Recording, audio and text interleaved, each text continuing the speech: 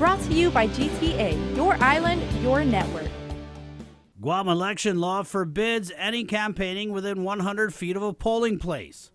That didn't stop several overzealous supporters of candidates from breaking that law. As the Guam Election Commission today tells KUAM News, it received several electioneering complaints on primary election day. We had to call Senator Joseph Augustin's camp.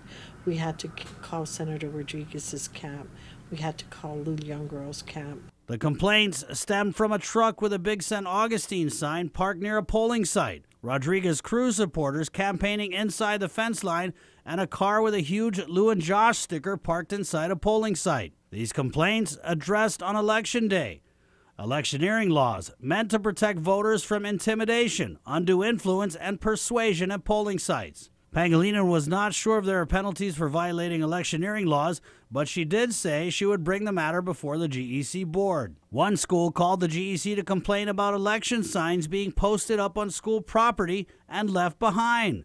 As you see here, signs from Democratic candidates Lacia Casil, Talina Nelson, and Jose Pito Terlahi greeted students at Guam Elementary on Monday morning. GEC personnel had to remove the signs.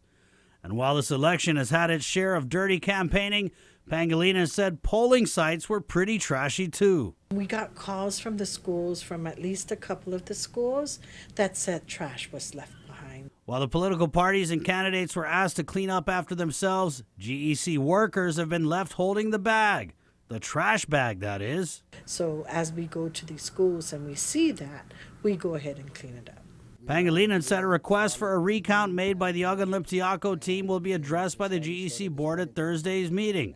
But the GEC maintains a recount shouldn't be done until the deadline for off-island absentee ballots to come in passes. That deadline is September 10th. If there's going to be a recount, the most efficient way will probably be after all the ballots are counted. For Guam's News Network, Chris Barnett reports. Brought to you by GTA, your island, your network.